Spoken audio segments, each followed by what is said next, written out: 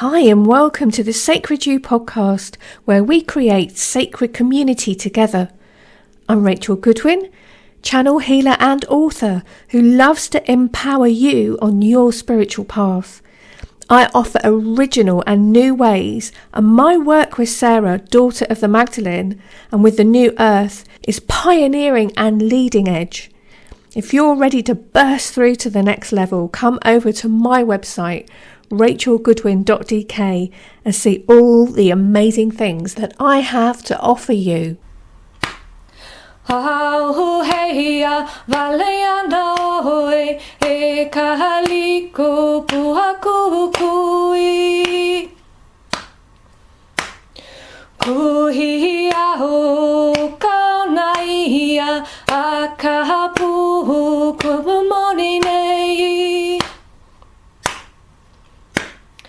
Pikoi kahimanaho ikahapili koholuaia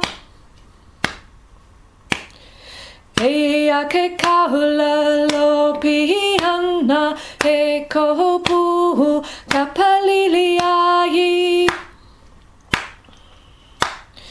Haina mai kapuana e kahaliko puakukui.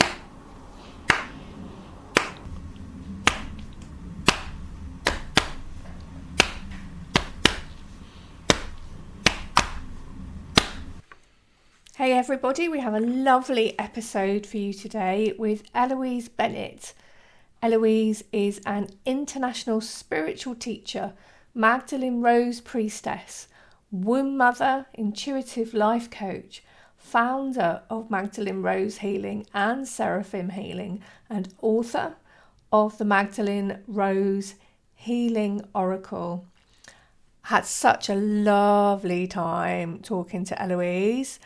I really enjoyed the conversation. It's been really nice listening back to it because while we were talking, I was getting so kind of excited with the conversation. I kept thinking of new things and things were coming into my head. And so it's been really nice listening back to it again. And I hope you enjoy it too.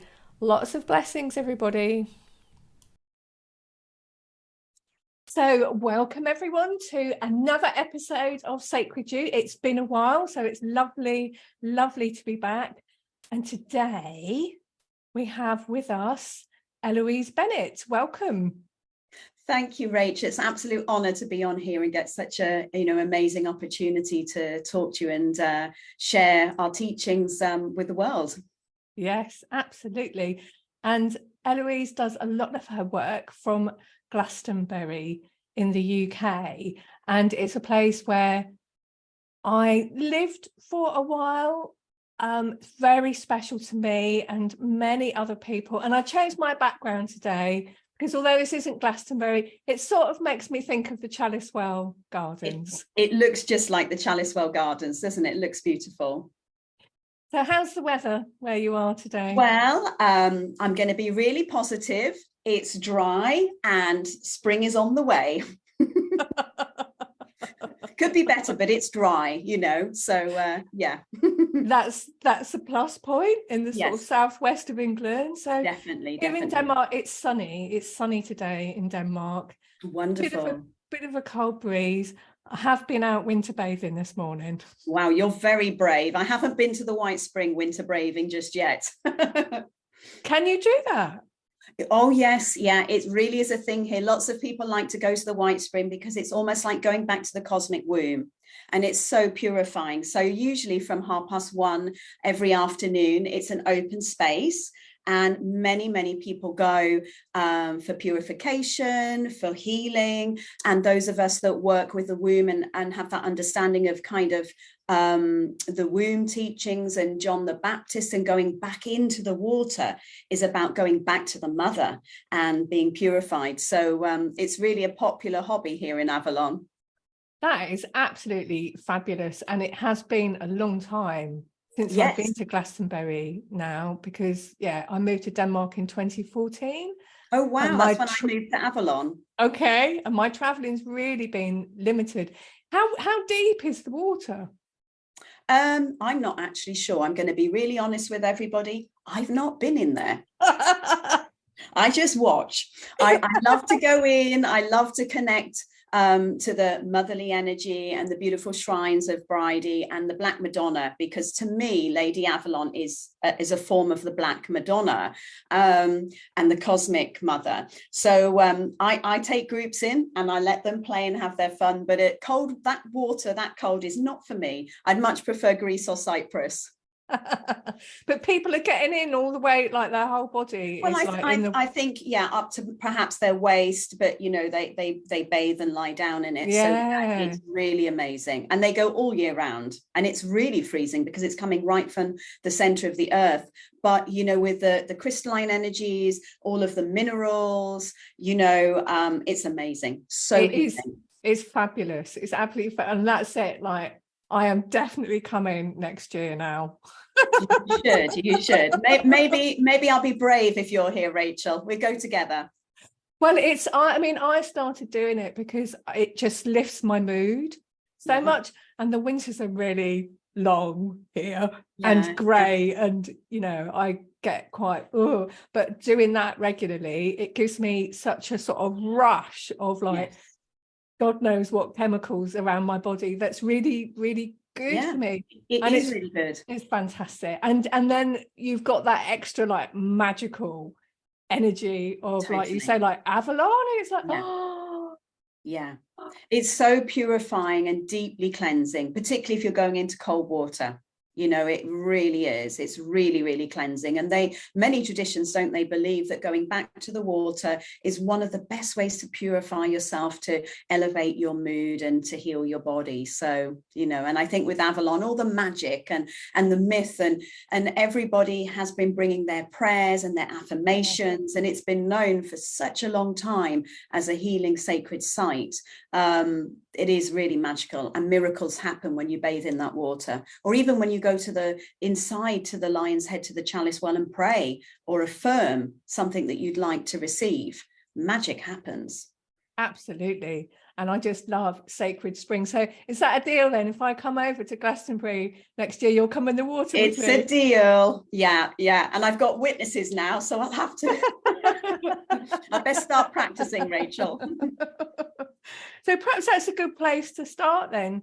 Tell us about the groups that you have in Glastonbury. So I do lots of different groups. My background started off more in angels and ascension and paganism, taking people to sacred sites. So I was born in Hertfordshire, but I moved to Pembrokeshire, Wales when I was 11.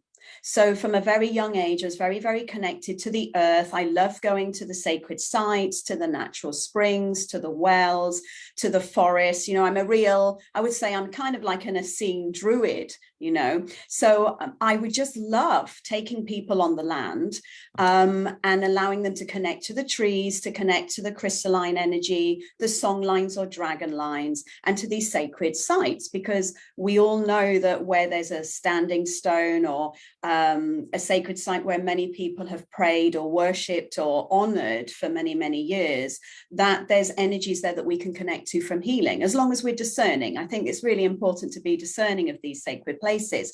So I've led groups, used to be about angels and ascension, but I started to move more into the Christos and Sophia energies when I moved to Avalon.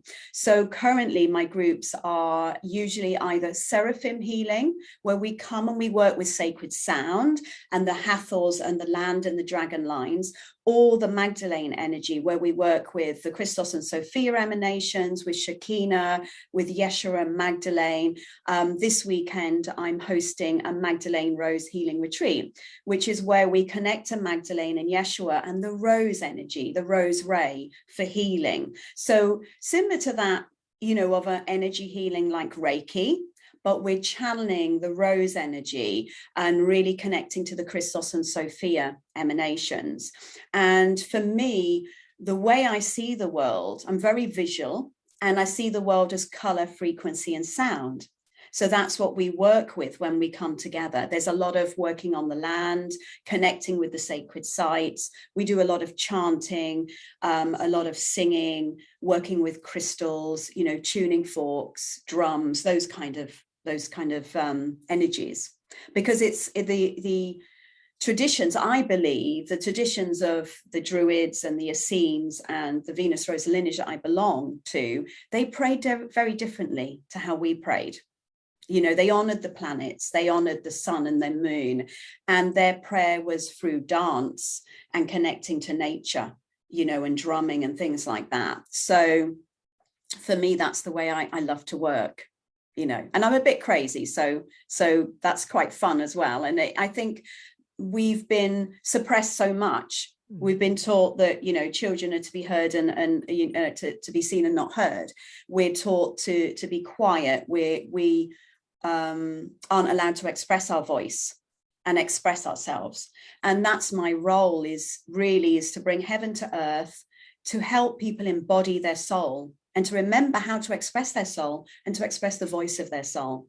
So it gets people out of their comfort zone, but we have lots of fun. So interesting, the things that you're talking about. So I started coming to Glastonbury, I don't know, let me think. It must have been, it was before Josh was born, and he's 20 now. So I don't know, like 25 years ago, something like that. The first time I came, I was in such a bad mood the whole time I was there. And I'd kind of gone because people said, oh, you must go to Glastonbury. And I just went around the town like stomping around in a really foul mood, going, don't know why everybody thinks this is great. It's quite a journey. It's not for the faint-hearted. I mean, people will come on a pilgrimage here to Avalon for healing, but it's not always so pleasant. I mean, groups that I take to Wales, where I grew up in Pembrokeshire, they always have an amazing time. You know, they go to the ocean, they go to the, you know, the burial chambers, and they feel really uplifted. But I believe because Avalon, it, you know, after all, it's the Summerland, it's the Isle of the Dead. And traditionally, people would only come here for those kind of rites. It's kind of like the underworld. And I see Lady Avalon like the Black Madonna. And if there's anything that needs cleansing or transmuting, I mean, you know yourself, because you work with Sarah and the Violet Flame, and Lady Avalon has that similar energy. And I also think that Sarah links in with Lady Avalon. So that violet lavender flame of alchemy and transformation is what happens when people come to Avalon. Exactly. And we come and we say, oh, we're going to Avalon, we're having a healing retreat. And we get here, and that, you know, alchemy and transformation brings everything up within you, right? So you think you're coming for this lovely retreat, but actually then that's why we feel frustrated and irritated, because, you know, we are receiving a healing, but nobody said healing was easy. You know, we don't just stay back and think, wow, this is lovely. Sometimes it's got to be processed. And you know yourself, after living here, the land is so healing, but we go through that process, and it's usually here in Avalon, a dark night of the soul. Yeah, exactly. And that's what happened with me. Like, it brought up all the stuff that I was suppressing at the time. And I even had like a Kirlian photograph taken of my aura, and it was full of red. Oh wow. But I came back. I think it was because I did like a priestess, goddess training. Yes. It was somebody who, this is sort of puts an age on me. It's someone who had learnt Kathy Jones's amazing training. Amazing. Through, like, receiving letters. This is like even before the internet. It was like a distant learning course. Yeah. And then this is Diana Summer, and she was wonderful woman. I mean, I made it sound like she's dead. She's not dead. She's still with us, very much vibrantly alive. And she trained lots of us as priestesses up in Surrey. But we came down for an initiation to Chaliswell Gardens. And I was just like, oh my God. Oh, it was just so, you know, then I saw, you know. Yeah. That amazing. Yeah. It is incredible. And I think everybody feels it, right? You drive into Avalon or or you're traveling in, and you feel that bubble. You feel when you enter that heart frequency. And as we know, many people believe that Avalon is the heart chakra of the earth, and that the emanations of Venus on the Hathor energies from the Pleiades and the Seven Sisters enter in and travel down the song lines and dragon lines out to the world. And I think you really, really feel that. You come in, you see the tour, and you just feel like you're home. Or myself, I actually lived in Ashwell Lane for 7 years on the tour. The back garden of the home was at the bottom of the tour. Wow. And I did go through a period when I'd see the tour if I'd left Glastonbury. I mean, because Lady Avalon doesn't always let you out. You probably found this. Once you're in, you become Avalon. And it took me a while. She would not let me out. And then when I finally escaped for a bit and went off to Cyprus on a holiday, I was coming back and I saw the tour and I thought, oh my God, it's going to be another dark night of the soul. I actually got to the point that there was a short period of my life I thought, no, I just don't want to go back into that energy. But now I love it. It's just so special. And we've all been here before, like yourself, in past lives that you've been here as a priestess, and you were probably here at the time of Yeshua and Magdalene, because I was. and me too. I've remembered that. Me too. So it's like coming home, and sometimes our lives just feel like one big life, but that I know myself that an aspect of my soul walked with them and was part of that lineage, and I was here with them in Avalon, but also with them in what is now classed as Palestine. I remember that experience being with them as you do. And I think that Christos and Sophia energy is very, very strong here in the land. The keys and the codes are very much here. Some that we left here, and some that we're receiving from the Druids and the Essenes. And I think we're all here now to reactivate those codes so that we can seed the new earth, because both you and I are both working on seeding the new earth. And that's why we're here at this time, right? Yeah. It's so interesting, because once I'd had that experience, I just kept coming back.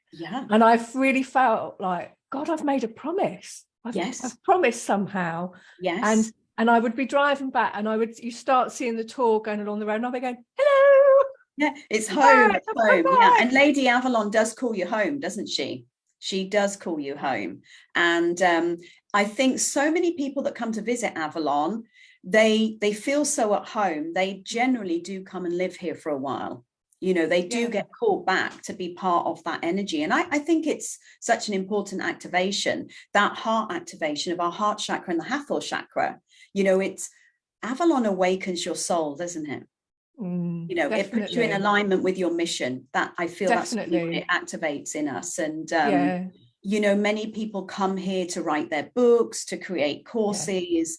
It's definitely a huge activation, and not many people necessarily stay that long. I mean, I've been here, it'd be coming up to my 10th year now, and I think they say you get your year and a day initiation, and then if you're here for 5 years, then you're a true Avalonian.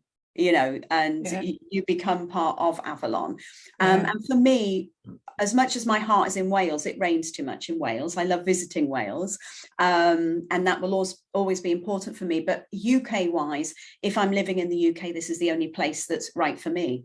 We're so different, aren't we, as these galactic starry beings? And in Avalon, anything goes. You feel part of the community, and you can be as crazy as you want, and everyone is accepted. And even though it's different pods of different religions, I do feel that most of the time it's harmony and unity within duality. Yeah, that's beautiful. I mean, I connected through that goddess energy in Glastonbury, but then I used to find when I used to come back and be in Chalice-Well Gardens, I can remember sitting there one time and just crying my eyes out, like really grieving. And I knew it was something to do with Yeshua. And I was so confused because I didn't know any of the stories. I didn't know anything about them being connected to that place. And I was like, why am I crying about Jesus? Because I was brought up COV, but I'm not a particularly Christian person, and it was like, it was so obviously a powerful connection there. And it does make more sense to me now. But I mean, for the people listening, could you tell some of the stories about how the Holy Family are kind of connected to Glastonbury? Okay, so this is just my feeling. It doesn't mean that it's necessarily right, but this is what it feels like for me. So my belief is that obviously the Holy Family, where they were living at that time within the world, they were Hebrew. Their main language was probably Aramaic, you know, and they were of that Essene lineage from, you know, people believe Yeshua was from the line of David and Magdalene was from the line of Benjamin. So they were of this royal family, but they were Essenes and kind of desert folk, you know, and they were connecting very much to the moons, the stars, the new moon and the full moon, the planets. They worked very much with astrology and connecting to the earth. And then when they would come here to Avalon, I believe they were part of the Druid family. You know, they joined the Druids because I do believe they were Essene Druids. And many of the stories go here. I mean, there's lots of different stories and everyone has to feel into it for themselves. But the most famous one, I believe, is that, you know, many people mention Joseph of Arimathea. And his energy is very, very strong here. And they do believe because he traveled often to Cornwall and to Wales and to this area to trade and for tin and copper and things like that, they believe that he brought the young Jesus with him. And some people even believe that Jesus actually trained with the Druids. And I believe that's true too. And some people believe that they lived here, that Mother Mary lived here, well, Grandmother Anna. Lots of people believe that they lived here in Glastonbury, and they lived in Mona, in Anglesey, in Wales. They were travelers. Things were very different in those days. They traveled and they would have been doing, I can only imagine what we do. We go to different sacred sites. We meet other communities, our soul group, and we exchange keys and codes and healing. And of course, it was very different and dangerous for them in those lifetimes. They had to move a lot, particularly after Yeshua's crucifixion, because it wasn't safe for them, you know, and I believe they were moving a lot for safety. So many of the stories go that they all lived here for a while. Some people believe that Mother Mary was living here and Grandmother Anna was here and that Yeshua was here. And of course, after his crucifixion, we do believe that Mary Magdalene, we know that she was in France. We know that she was in Wales, but she was also in Glastonbury, and she had a mystical school here. She carried on. She was the Kala Messiah. She was Yeshua's, well, I believe she was Yeshua's partner. You and I both believe that she had at least one child, if not more, but Sarah was one of their children. And Mary Magdalene and those female disciples and some of the male disciples carried on the school of mysticism. And that was in France, but it was also here in Avalon. And I also believe it was in Wales, because I feel the emanations very, very strongly in Wales. But I think it's important for everybody to feel into their heart and to find out what it feels to them, because we don't really know, do we? It's not really recorded. For me, the Gnostic texts are where you're going to find probably most of the true, information, the Gospel of Mary Magdalene or the Gospel of Philip or the Gospel of Thomas. I really believe that's the closest in alignment, but also to go into our hearts, because we're all part of that lineage and the answers are within our hearts. And I know that you and I both know that we were with them before, and we can actually remember that knowledge and wisdom. But when you walk the land here, as I've done for 10 years, you receive that information and they walk with you, right? You mentioned that you felt Yeshua. For me, I've worked with Yeshua since I was a very young child. He's always been my guide. But Mary Magdalene came in more so when I arrived in Avalon, and I lived on the tour, and I was walking the lands. I could feel her walking with me, and I could feel Mother Mary. I could feel Grandmother Anna. So, that's how I perceive it. I do believe they were here. I do believe there was a priesthood. I do believe that Yeshua trained with the Druids, And Joseph of Arimathea was a very important part of it. And we don't know much about him. I can't wait to hear about, I'll get to receive Oliver's books, because sometimes I look at Oliver and I believe he is Joseph of Arimathea, a reincarnation. I don't know what Oliver thinks of that, but I really look forward to receiving Oliver's books and hearing more about that. Yeah. He was really fascinating to talk to. Absolutely. And Oliver and I lived in the same house when we were at Hillside. We were there, so that's where we met. So we were able to talk about Yeshua and Magdalene and Joseph Arimathea. So it was really good to have that connection with Oliver and listen to his amazing teachings, because I think he's really, I think he really feels it. He's really, totally. And totally. What I find is so interesting, and I'd love to know your opinion of this, because there are different types of followings in the Magdalene tradition. There's different energy there. And there's like our lineage that obviously knows that their language, that they were Hebrews and they speak Aramaic, and we're learning or you're remembering Aramaic, right? Many of us are learning it, as Oliver is, and I am, and others. But there's other traditions that see Magdalene in a very different way. Well, more so as, kind of the harlot on the prostitute, or doing, it's very different. They have a totally different idea of who Mary Magdalene was, and it doesn't matter who she was or what she did. What matters is she brought the light, and that she was Yeshua's partner, and that her consciousness runs through all of us now, right? She is the frequency, she is the Shekinah, and she carries that frequency, and women are embodying that frequency and that consciousness of Mary Magdalene. But it is fascinating how the Western world forget that she was Hebrew and that they spoke Aramaic, and that was their life. It is interesting how we put things in boxes and we have our own expression of what these beings were.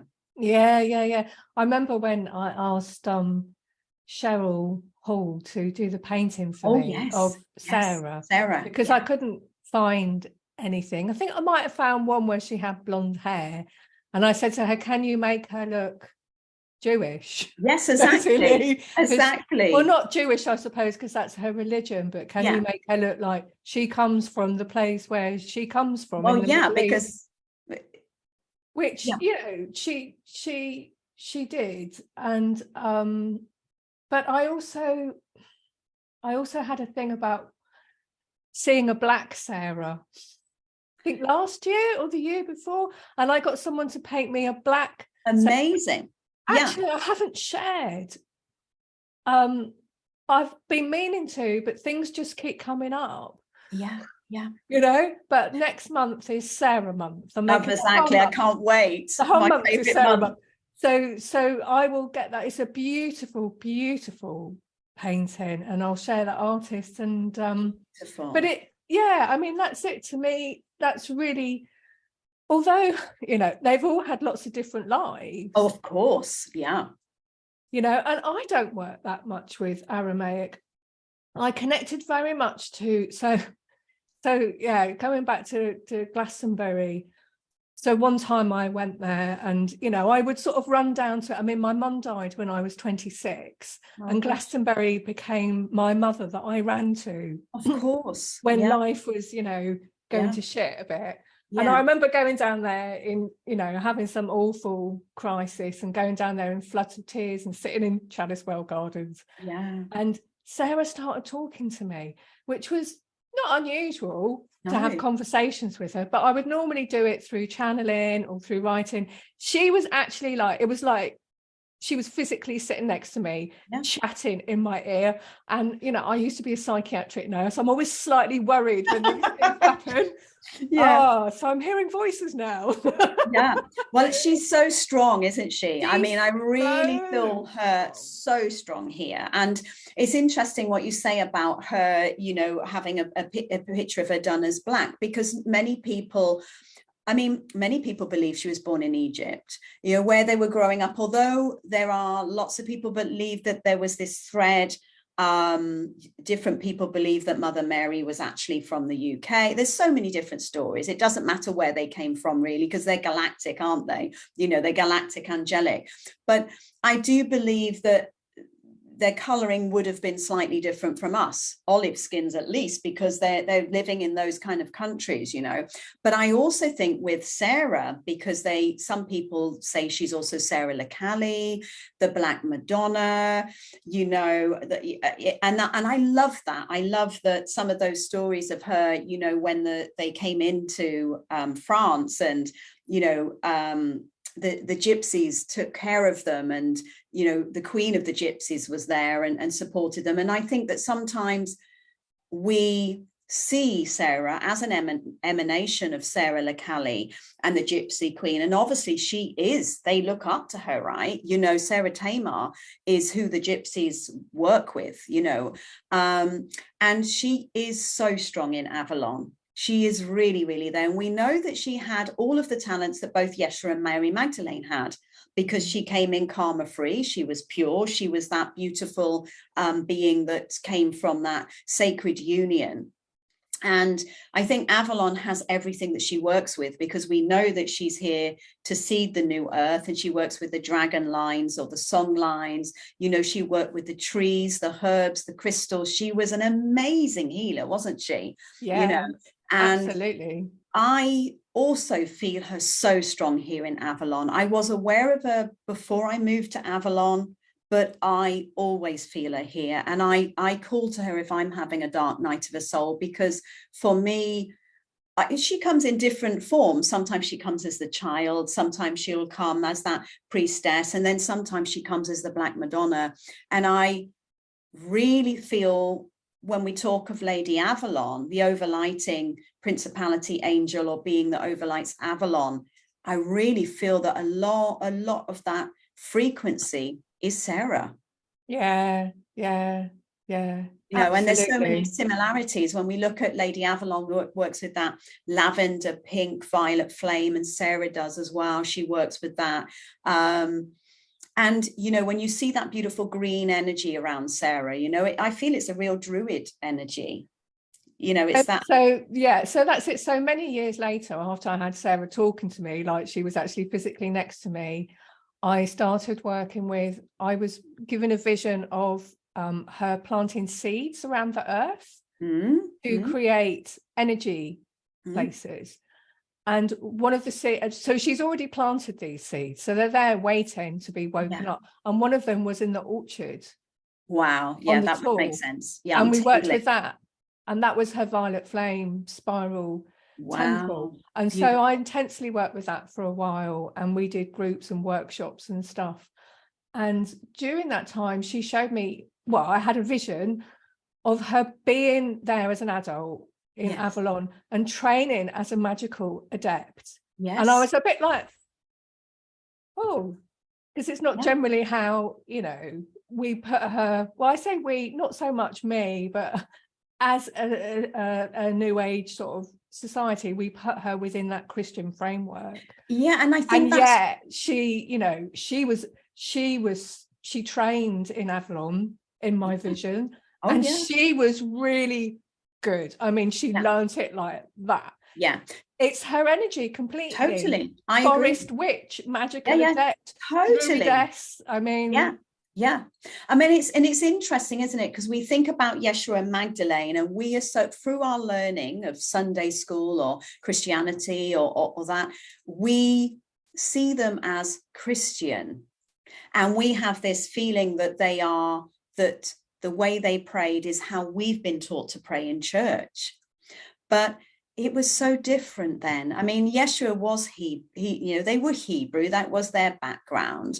But if you think about how they really connected, they connected to the land, they danced a lot, they chanted a lot, they followed astrology and worked with the different planets. They worked very much with the new moon. They celebrated new moon and the Shabbat, you know, every month. And when we think about the new moon or the full moon and celebrating moon cycles, we don't think about the Roman Catholic Church or Christianity. We think about paganism. We think about Druids, you know, and they were very magic. Of course, Yeshua, I mean, I'm probably going to get in trouble for saying this. Yeshua was a sorcerer, right? They all were. They were connecting to the pure light of creation through Mother, Father, God, and channeling that energy for healing. You know, they were all magical beings that work with alchemy. Yeah, you know? and that's it. And if you look back at what was going on with religion, and you look back at where they lived in those areas, and the fact that they worked with the Druids here and the Essenes. I mean, if you look at Essene background, they connect with a different angel, don't they, for the day, at different times of the day. They connect with the different planets. They have a different planet each day of the week and different. So that's not very Christian. It's more, I would say, magical and mystical, you know, mystical teachings. And that's how I see her. I see her as a high priestess. Yes. I see Mary Magdalene as a high priestess, working with, I mean, obviously the oils. Mary Magdalene was a myrrhophore, a mistress of the sacred oils, and they worked with embalming and anointing. You know, they would forage and gather their herbs, and they would work with the herbs and trees. And also, if you think back to that time, they would have venerated the goddess Asherah at that time. You know, so they were working very much with the trees like the Druids do. You know, to the Druids, the oak is such an important tree. But to Yeshua and Magdalene, trees like the palm or the date, you know, because Seratama is the date, the palm, isn't it? Or the olive tree. So they were so connected. I mean, Yeshua used olive oil for anointing and for his ceremonies and for healing. So they were different. They didn't necessarily pray in the way we pray now in a church in that way. The nature was their church, but we've been programmed and taught differently, right? When I experienced Yeshua being, or his presence, like being in the Chalice Well Gardens, like with my logical mind, I was like, don't know what this is about, but with my whole body I could feel the truth of him being there in some way, whatever way, you know, it was. And I mean, you know, I went to Glastonbury over and over again because I was called to. And that's what they did as well. They traveled around everywhere because they were called to go to all of these places. And we have started realizing now in this day and age that people actually traveled much more in ancient times than we thought. And it was easy for them, right? Because, you know, Joseph of Arimathea had his ships and had his fleet. So that was very easy for them to travel, you know, and they do come from a background of abundance and prosperity. But Yeshua is so strong. I believe he came very much with Joseph in his younger years. And I also believe that after his resurrection and his transfiguration, I believe he, in his light body, spent time with the disciples, and most certainly with Mother Mary and Mary Magdalene. And he walked with them and visited them. And some people even believe that there was a child conceived with Mary Magdalene and Yeshua through light conception when he was here in his light body, because they connected so much. And I feel him very, very strongly here. And in fact, when I go into the abbey, into the where Joseph's crypt is, into the Lady Chapel, I always see Mary Magdalene and Yeshua standing there. They are always there. And when you look at the abbey wall, it says Yeshua and Maria is on the wall. And some people really believe that when Joseph was given land here in Avalon, that it was in the abbey. And some people believe that there were 12 little houses, waffle houses there, where the disciples and Yeshua and Mother Mary lived. They do believe they were there. That's those that believe in those traditions here in Avalon. That's what they believe, that they were there for some period of time, you know. So yeah, the whole lineage is very strong here, and it always surprises me when I'm walking the land who will turn up and who will be here. And I think they seeded the earth for us to help us to get through this time, because we are the bridge, aren't we? We're here to bring heaven to earth. We're here to bring the emanations from our home planets here. And it's about bridging the third dimension to the fifth dimension to create the Garden of Eden or heaven on earth, and teaching people how to embody their soul. Because I think through the embodiment, ascension is not about leaving the planet, not now. It's about getting in the body, embodying our soul, so we create heaven on earth. Imagine if everybody brought the essence from their home planet, you know, those frequencies of love and those advanced technologies here, and we as a collective created heaven on earth. And I believe that's what we're going to do. I know we're in a difficult time, but I do believe Mother Earth is ascending. We can't stop that. You know, there's beings out there that want to stop it, but that isn't going to happen. And I believe those of us that are awake, we're linking into those Christos and Sophia codes. We're working with Sarah and other beings of light to seed the new earth, to seed it with kind of Eve keys and pure keys.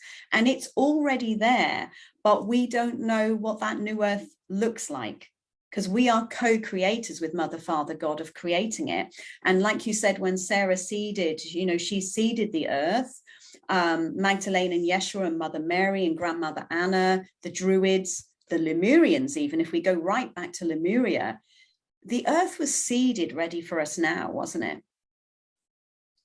Yes, the blueprints were Yeah, all there. And I tend to talk about Sarah a lot because, you know, that's what I connect to, but I don't mean that she's like the only one, because sometimes someone said to me last week, well, what about all the other ascended masters? I said, oh yeah, I'm not like discounting them, it's just that I connect to Sarah, and so that is what I talk about all the time, because I'm just a bit obsessed. Well, I mean, that's because that's the emanation that you're working with. And it's the same for me. I've worked with all the ascended masters, and seraphim healing is about the 12 rays and the, you know, the energies of the 12 tribes and things like that. But for me, for my personal work, my part of my service is working with Sarah on the new earth, because she's working with you know, she works with the children of the new earth. That I'm an indigo, one of the first that arrived. She works with the indigo, crystal and rainbow and children of the sun, and they are part of it, aren't they? They are the crystal beings that are helping to seed this. And for me, that I'm like you, this is Sarah is the one that I'm working with to seed the new earth, you know, and that's who we've chosen, or well, she's chosen us, or we've chosen her to work in this way. There are other beings, of course, but for us, you know, that's our path, working with Sarah to seed the new earth. And particularly because we have this connection with Avalon, and she's so strong here, right? Yeah. So I used to get water from the red spring and the white spring. Amazing. And take it home, and then I would have a bath every week with some of that water. I would have like this sacred bath on a Sunday with that water in, and I did that for years and years. Oh, that's amazing. Yeah. I mean, we're so lucky to have that. And you know, if I make my elixirs, or you know, any blends, or if I'm doing any ceremonies, I will use that water. I do drink it as well. You know, it's so healing, isn't it? And because it's got the balance of the divine feminine and divine masculine, you know, it's incredible. All springs are incredible, but yeah, there's something quite special about the springs here in Avalon, isn't there? Yeah, but I do remember there became a point where I realized I'd become whatever it was that energy was all wanting me to be, or I was being made to be. And then the process was complete. Yeah. You embodied it. You embodied the teachings, or remembered the teachings. It's almost like a crystalline matrix or something. All right, now that's in my bones. Yes, okay, totally. Now I can get on with the next thing. And actually, where I live in Denmark, in Roskilde, it's full of sacred springs. Wow. Yeah. You're obviously a well maiden like me then. A mermaid. You're a mermaid. Yeah. And but this is an emerging energy system here where I am now. Wow. And so that's something else I seem to get called to. It's things that are just on the edge of just coming out. Yes. You know? Yeah. You're part of that, aren't you? Bringing those energies in. Yeah. So may I ask, what's your next project with Sarah? I'm really excited to hear. Well, I mean, I've been overtaken by the blue rose now. Oh, fantastic. I love the blue rose. Yeah. I've been working with the blue rose too. Yeah. And I mean, for me, so that's it. It kind of started about 4 years ago. So for me, it's still relatively new. Yeah. But I'm teaching anyway. Well, of course. Well, I mean, it's got to get out there, right? And the blue rose it carries so much beautiful energy, the Venetian energy. It's very protective. It's about sovereignty. It's about freedom. I absolutely love the blue rose. And if somebody said to me, as much as I like red and pink roses, if I had to be a rose, I would want to be a blue rose. Yeah. So I'm teaching like what they're giving to me now and like what's coming through me now. And amazing. I feel like a lot of the work I've done with Sarah, it's been very grounded. It's been like earth-based. Yes. And I mean that thing about wanting to see her as black, that feels like it's representing, you know, like you were saying, such an important aspect of her. And also that very earth, tribal, powerful energy of Africa. Yeah, totally. To me, that new earth energy, it's so multicultural. Yes. And so I see Sarah as very multicultural because I 100% through the Nordic energy as well, and understand her through the Nordic kind of sacred wisdom. So, you know, I'm often not doing what people would expect me to be doing. You're doing Sarah. What you're meant to be doing, and you're following your expression, and that's really important, isn't it? And I do know that Sarah is part of her role here on earth is to reunite the tribes again. That is what she does, you know. And it's interesting, isn't it? Because when we think of Sarah and we think of her as being the daughter of Yeshua and Magdalene, that would straight away bring in this feeling of perhaps being Christian, you know. But all of these great masters, they've had so many lifetimes. So within them are all the different emanations of what they hold. And most of the people that I know that work with Sarah do see that very African, tribal, gypsy lineage, because it's about community and tribes, and she's working with us to bring the community back together, community spirit, right? Because that's excuse me, that's the only way we're going to make it going forward, right? We've got to work as a community, unity within this duality to make it on this freaking planet right now, you know. That makes so much sense. It does. And somebody else I spoke to said the same thing actually a couple of years ago, and that's it. I mean, Sarah, because she does hold that, you know, there's a lot of beautiful energies in Christianity as well. I don't want to sort of say everything else is amazing, Christianity is rubbish or anything like that. I mean, like if we think of like Gregorian chanting. Oh my gosh. Yeah. Like here in Roskilde, I mean, they came very late to Christianity in Denmark. And one of the original churches that was sort of built when it came here is still there. It's about 1,000 years old, and it's got these amazing old frescoes with unicorns. And that, like, when I connect to that original light of Christianity, it's so, oh my God, it is like ascension energy. It's so beautiful. But and of course, in later churches, I don't experience that. No. And that's what I love when I go. I spend a lot of time in Cyprus. When I was allowed my sabbaticals out of Avalon before we all got locked down, I would do my work here and lead my retreats and that here. And then I'd go to Cyprus to write. And what I loved about being in Cyprus was, of course, the ancient temples, you know, that related to Aphrodite and those kind of things. But the churches in Cyprus, I really feel a strong connection to the churches, because the Greek Orthodox, I think, is closer to what Yeshua and Mary Magdalene would have done. And for me, because there's so many seraphim, and I work with the seraphim, and I know that Magdalene and Yeshua worked very much with the angelic realm because of the Essene, tradition and the Hebrew tradition. And yeah, that energy, I think it's purer.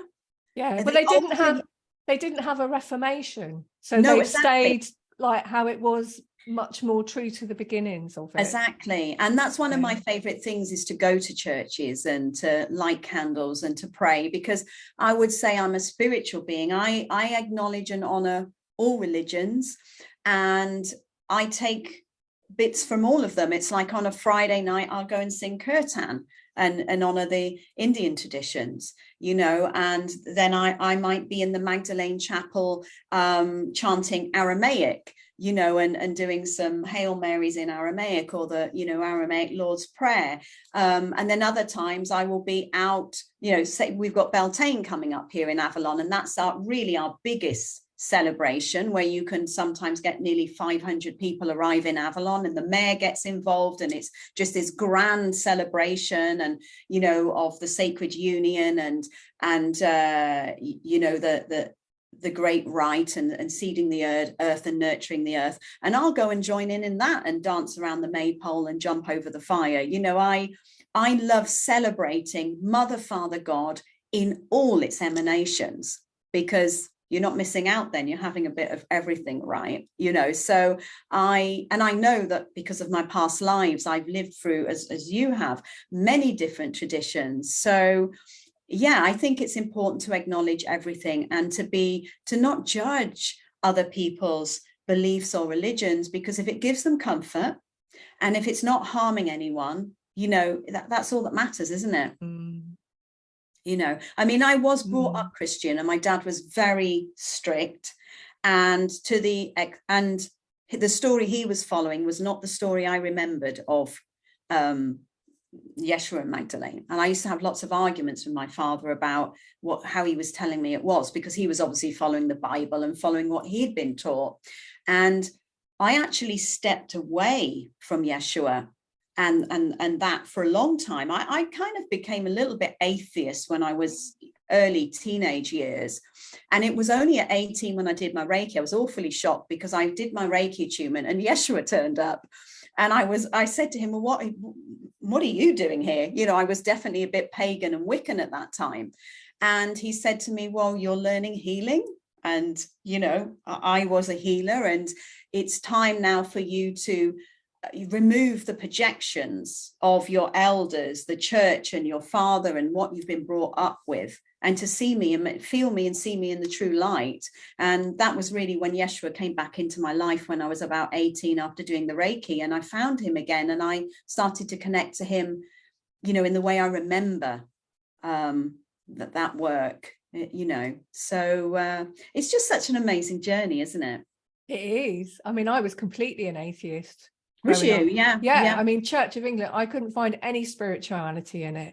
Very strong patriarchy, and I just completely rejected it. I felt I sometimes go home to the town where I was born in Deal, and I've popped into the church where I was baptized. I cannot feel any spiritual energies in that church, and it's really old. It's beautiful. It's really old church, but I can't find anything that resonates with my kind of inner spirituality. And it's heartbreaking, really. But I mean, I didn't open to and my dad was a complete atheist, and I didn't open to anything until I was 26, and my mum died.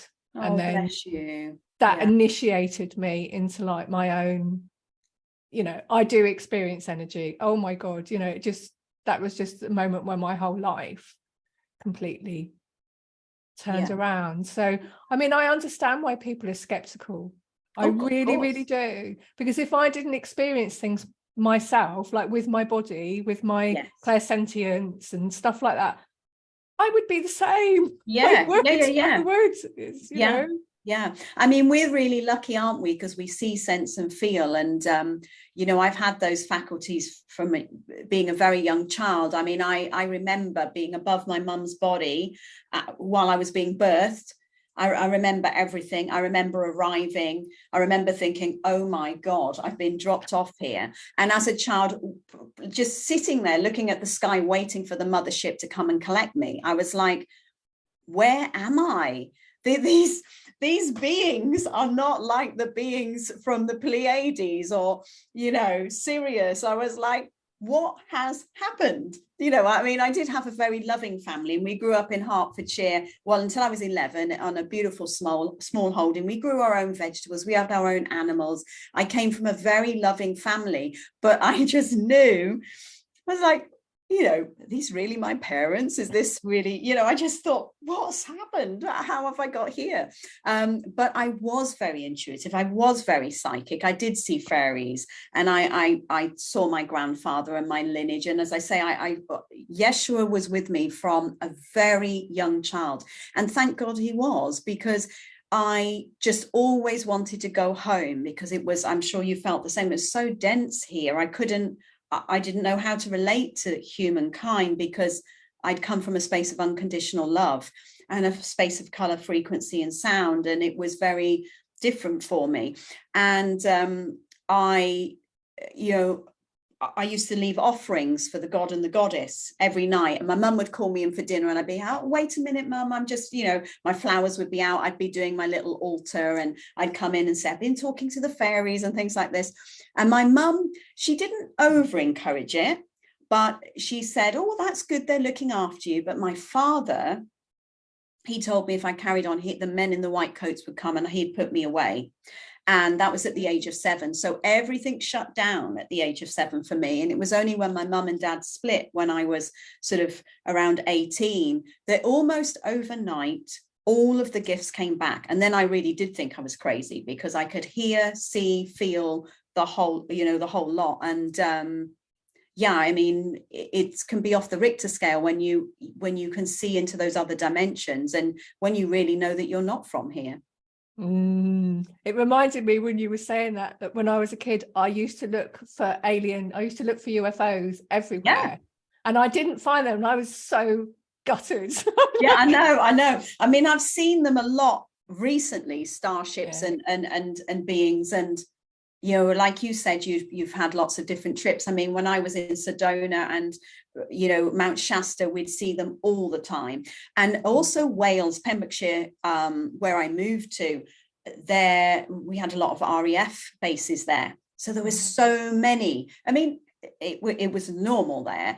Even the police knew they were there. The army knew they were there. And there was a story, I think, from 1976, where they saw this spacecraft. I mean, it could have been a craft from the RAF base, right? Because we know that there's advanced technology. But this teacher, when it was seen, rather than saying to the children it wasn't there, he said, okay, come on inside and draw what you saw. And there's a large group of about 30 children in Pembrokeshire that all saw the spacecraft and all drew the spacecraft.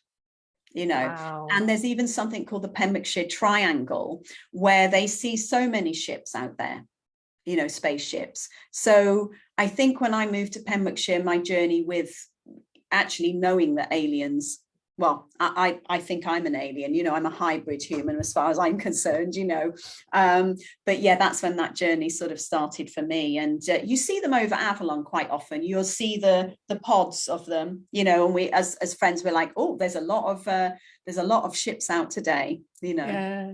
I was going to go to Wales, actually. It was a big trip that I had planned, and I had it all booked. I was going there after I spent some time at Findhorn. And then I met my who's now my Danish husband at Findhorn. Oh, bless you. And I fell in love. Findhorn. And then I cancelled that trip and went to Copenhagen instead. Oh, wow, bless you. I think you would love Wales. I'm still waiting to go. Yeah, I think you would really, really get a lot from Wales. And I feel that you've had lifetimes there. Well, of course, you would have been there with the Christ family, right? Because we know that they spent a lot of time there. I can remember being in caves, and there's a lot of granite. Yes, and seeing elementals all around me. Yes, yeah. It's amazing. Schedule it in sometime. It's such a very, very special place. And if it was more sunny, I would spend more time there, but for me it's not enough. I'm a sun worshipper as well as a moon worshipper, so I definitely need that more sun. But the earth is so healing there. You really feel that druid energy. I love Avalon and I probably couldn't leave, but for me, Wales has a balance of earth, air, fire, water and spirit. You know, there's not so much of the fire with the sun, but the earth and the rocks and the mountains and the ocean, exactly. It's so raw, you know, and I think that's why I loved living on the tour, because it's a very raw energy. It's a real primordial energy. You feel the dragon energy and that, you know, and yeah, I mean, I do love the desert. I love living out in Cyprus. I love Egypt and places like that. I really am quite a fiery person, but I do need that grounding energy. So when you can make a trip, sorry. If people come to Glastonbury, where can they come and find you? Do you do sessions or anything? I do. So my work since I've moved to Glastonbury, I do Magdalene Rose Healing. I just literally on Magdalene's feast day last year launched my Magdalene Rose Healing Oracle, so they can come and learn to activate the Magdalene Oracle within, where they work with their clairsentience, clairaudience, cognizance, and learn to be an oracle, to find their inner oracle. So they can learn to be a Magdalene healer, they can learn to be an oracle, or they can come and learn seraphim healing if they feel more drawn to the seraphic emanations of the seraphim and the colors and the rays and the sacred sound. You know, I work a lot with the seraphim and the hathors, so I'm always in the oracle. You can always find me in the oracle, and I also love to meet people. So if they come and they want to, you know, have a cup of tea, or to come and go to the Chalice Well or walk around the Abbey and connect, you know, I'd love to meet people. You know, I feel that's part of my role here, is to introduce people to Avalon. And part of our retreats, that's what we do. On the final day, we work on the land, you know, and connect with the dragon lines. We connect with the ancient energies of Magdalene and Yeshua, and visit those sites, because I think that's really important. And it's a good way of grounding it all, because some people come to Glastonbury. When I moved to Glastonbury, they're like, oh, you know, at the festival, because we've got the very third dimensional area here, right? We've got the amazing shops where there are not normal shops really in Glastonbury, are there? Everything is magical. It's like being in Hogwarts. But Avalon, which is the energy, as we know, where, you know, Magdalene and Mother Mary and Yeshua would have been, it's the land. People come and they go, oh, I find Glastonbury quite negative. Well, it's a space of duality. It's where duality is very strong. And if you come to Glastonbury and you're only looking at the material world, you're going to see lots of duality there. But the real healing and the real keys, as you know, Sarah, is in the I'm calling you Sarah now. I'm sure you don't mind being called Sarah, but it's in the land. Yeah, you know, that was my experience. Very much. People kept warning me when I wanted to go and live there, oh, don't go and do that, it's very difficult, people are very difficult, and you'll get into all. And I was like, well, I'm going to connect to the land. And that's what I did. I walked the land every day, and I didn't get involved in people. I know me. You know, I have my little tribes here in Avalon, and obviously I commit, my role is to bring communities together. But because I already was an international spiritual teacher before I moved here, because I've been teaching for 30 years, most of my students and community are, you know, like you, global. And I was traveling a lot before lockdown. So, and when you are walking with the masters, you're never really alone, are you? So you've got all of these connections. So I do have people that are very dear to me in Avalon that I connect with, but it's also a very transital village, you know, so you come in, you do your work, and then you leave. So over the 10 years that I've been here, there's been so many people I've met that have come in and left, but of course I'm part of the furniture. So I do have my very close friends that I love dearly here. But yeah, most of my connections are people that are visiting. Yeah. And definitely recommend all of you listening, if you want to go to Glastonbury, come and meet Eloise. What's your website, Eloise? It's www.eloise-bennett.com. And she'll have a chat with you. Oh, I would love to reach out. I'm also on Instagram. It's Magdalene Rose Healing on Instagram. Send me a message. If you're in Avalon, I'd love to meet you and share the teachings, but also to hear other people's ideas, because this is just my expression of Avalon and my expression of the Venus Rose Christ lineage. And we all connect at a different level, right? So this is just my truth. And there's lots of other truths out there, right? Because we're all different and we perceive things in different ways. So I always love to meet people and hear what they feel. Yeah, me too. And that interconnectedness of a conversation, like talking with you today, I've had quite a few realizations about the things we've been talking about that I hadn't quite realized. Yeah, before. Exactly. It's been a real pleasure for me, and for it's strengthened my connection to Sarah. You know, because it's like, whereas I embody the Magdalene frequency and consciousness, as many women do, you embody the Sarai, the Sarah energy, so I actually feel like I'm having a conversation with Sarah, which is just amazing. It's strengthened my connection to Sarah working with you today. Oh, thank you. And as you can see from the blue hair, I'm in the I love it. Cosmic aspect of Sarah. I love it. I know. It's amazing. Yeah, it looks beautiful. It really, really suits you. Thank you. Where I live, it's a very, very traditional place. No one has blue hair. Wow, so, I mean, you're bright. I get a lot of looks, and it's been a real experience for me to feel what it feels like to walk down the street and everybody looks at you. And that's what I've always looked every time I've got out. That for me, everyone's always looked at me and thought I was weird anyway. So I don't really need blue hair or any coloured hair, but I can imagine that must be, quite unusual. But that's good that you're bringing attention to it, because you have the blue rose frequency and Sarah's frequency within you. And if people are connecting to you and looking at you and observing and witnessing and thinking, oh, that's quite remarkable hair, they are linking in to Sarai and that energy, aren't they?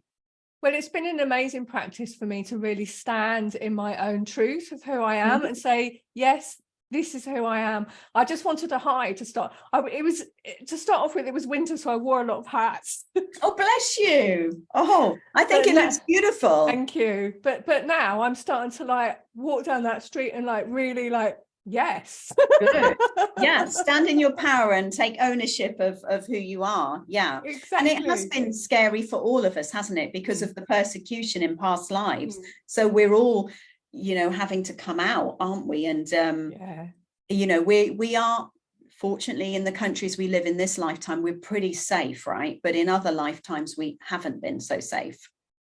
Yes. So we're having to learn to feel safe on earth again, aren't we? And to know that it's okay to express who we are, because that's why we're here, isn't it? Through expressing ourselves and allowing the voice of our soul to emanate and to truly embody that soul. That's why we're here, to make the world a better place. Every human being is here to express their soul. It's just many of them don't realize that, or they're too worried about doing it. They're worried about what their family or people around them will think. Yeah, and we all deserve to be the true beauty that is inside us, and to show that to other people and to feel good about it. Of course. And I'm sure you realize and feel that the more you work with your soul energy, the more joy you experience, because your soul wants to express itself. So we're really lucky that we're being brave and getting out there, aren't we? Yes, being brave, that's something I've always been, to my own detriment sometimes. I've always been quite a rebel and been a rebel against authority, and my family have just thought, oh my God, what's she doing now? Yeah, me too. yeah, that's good. Yeah, a bit like Joan of Arc, right? Yes.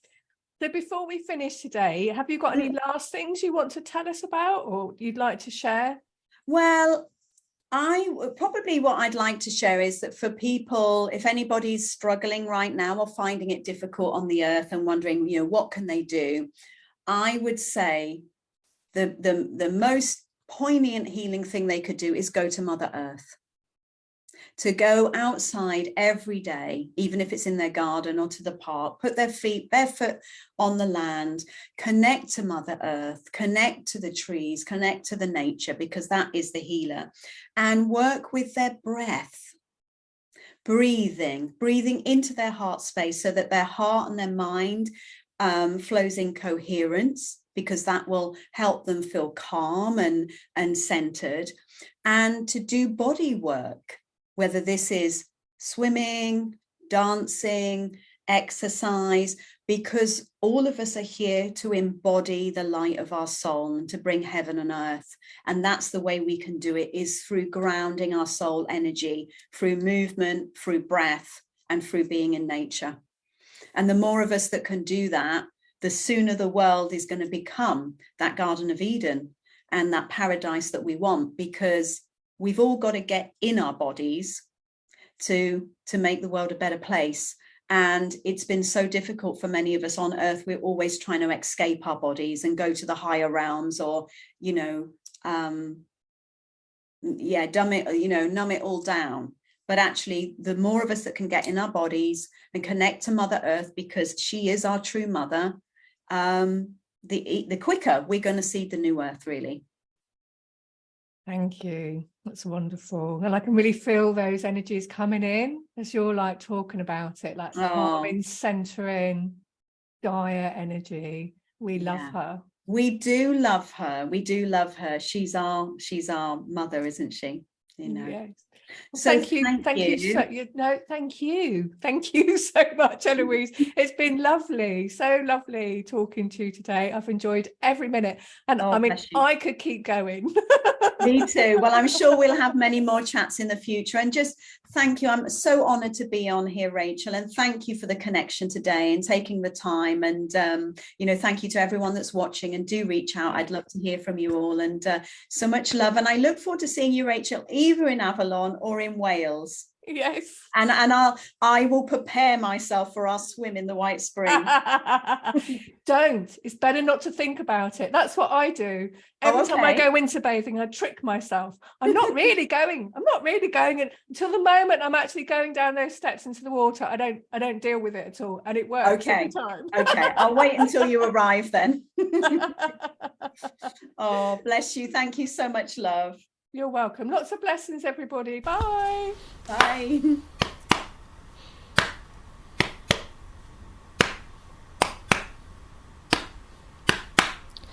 Auheia valeana oe e kaliko puakukui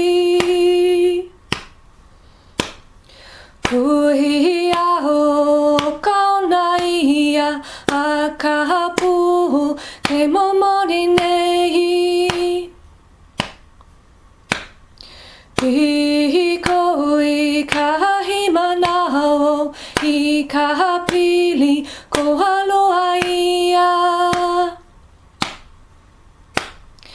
Ia ke kaula lo piana e kopu kapalili ai Haina mai kapuana e kahaliko puakukui Auheia valeana oe e kahaliko puakukui Kuhia o kaunaia a kahapu kumoni nei Piko I kahimanao I kahapili ko holua ia Ia ke kaula lo piana e kopu kapalili ai Haina mai kapuana e kaliko puakukui. Au heia valeana hoe e kaliko puakukui. Kuhi au konaia a kapu ke momori nei. I koi kahi manao I ka pili ko aloha ia. Ea ke kaula lo pihana he kopu ka palili ai. Haina mai kapuana e kaliko puakukui.